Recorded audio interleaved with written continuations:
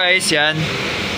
Share ko sa inyo guys kung paano magpalit ng brake pad ng Sniper 155. Ito yung Sniper version 3. Pero same lang naman yun ng Sniper version 1, version 2, version 3. Yan.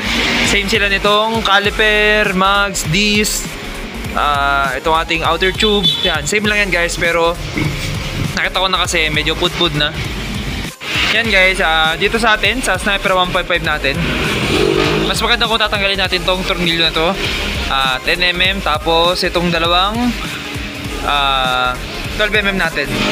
Hindi ko lang sure sa Sniper version 1, version 2 kung 8mm na flower allen ang ginagamit nila dito guys. Special tool lang din yung meron yun. Pero dito sa atin, tulad ng sa MIUI, 12mm yan.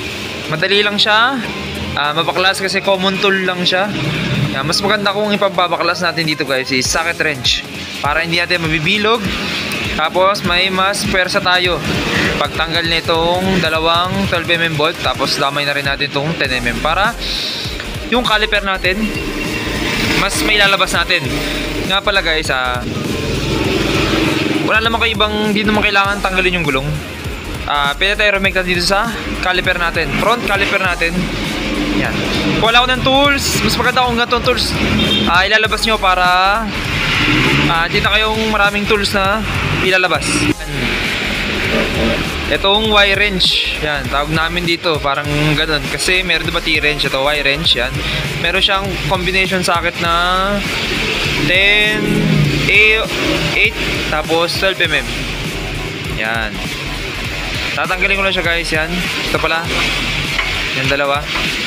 Tapos sunod natin yung 10mm. Yan. Para hindi na po pwersa yung flexible hose natin. Kasi pag pumutok yan guys, obligado magpapalit tayo niyan, di ba? Kaya ingatan natin yan.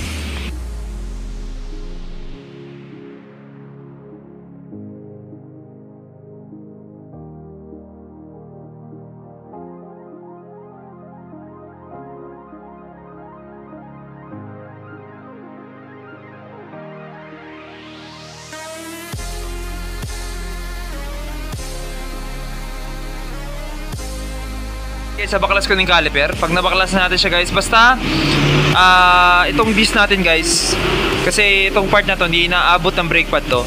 Pagka yung disc nyo is paubos na or panipis na, itong part na to guys, yan, hindi yan nagiging manipis kasi hindi siya naabot ng pad natin. Yan, mahirapan kayo ilabas yung caliper natin kasi kakaluso yung brake pad dito.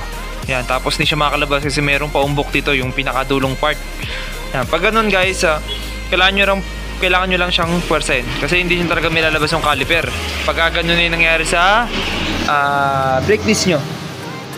Ngayon, pwede kayo kumuha ng rubber mallet, pampalo. Wag yung martilyo guys or kahit anong ayan. Kailangan rubber mallet o kaya kahoy, pukpukin nyo yung kahoy para hindi madamage yung caliper natin.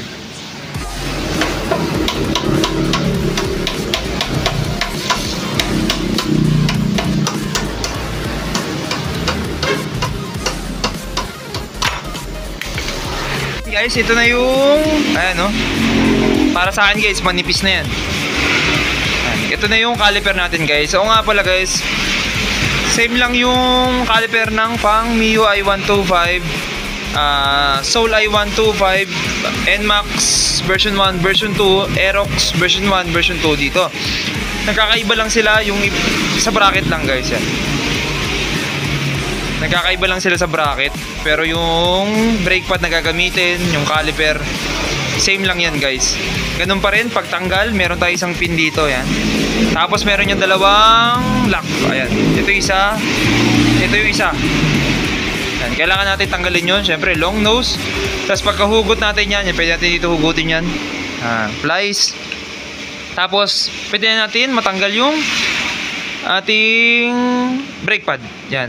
Nga pala guys, kasi yung iba nagdadagdag sila ng brake pad.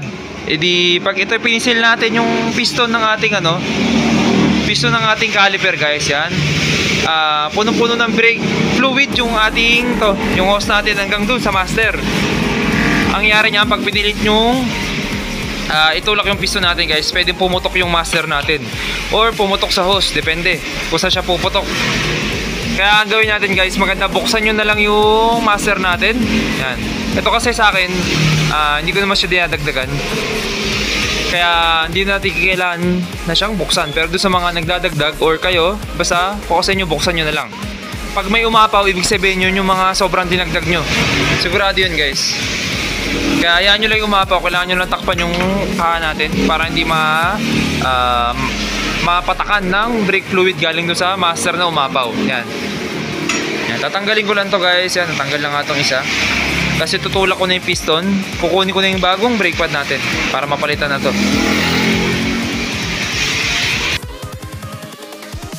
Here we go.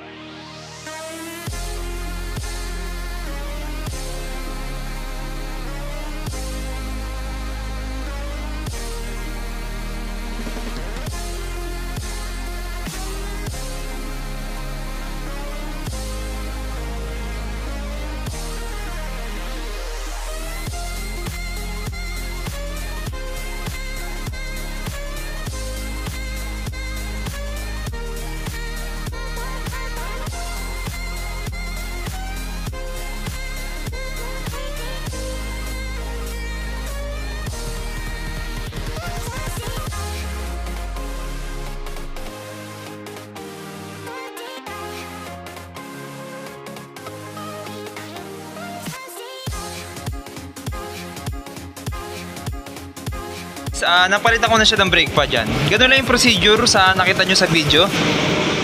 Tinulak ko lang yung piston para makakabit natin yung makapal na brake pad. Yan. Kasi itong manipis guys, manipis yan. Yan. Itong manipis na. Yan, ganun lang kadali guys. Tapos binalik ko na yung pin, tapos yung pin lock. Yan. Tapos yan, pwede nang gamitin yan guys. Kung yung mga brake disc nyo guys is para siyang maalon na guys. Sa unang kabit nyo nung pad, kasi pantay kasi yung yun guys, yung surface nung brake pad natin pantay. Kasi ito hindi. Bali mga ilang gamit nyo yan, weeks or days, minsan months pa, nag-a-adjust yung pad natin. Uhulma siya dito sa hulma nung brake disc natin guys. Doon nakakapit ng malakasan. Pero kung alanganin yung brake disc nyo, palitan nyo na guys sabay nung brake pad natin para parehas lang flat surface. Mas maganda yung kapit ng preno natin. Yan guys, sana may natutunan kayo. Ganun lang kadali magpalit nito. Yan, tulad nga sinabi ko, Sniper version 1, version 2, version 3, NMAX, MIO i125, Soul i125, Nissan MX i125, Aerox, NMAX. Same lang sila ng procedure kasi same sila ng brake pad, same sila ng caliper. Sa bracket lang sila minsan nagkakatalo. Yan guys.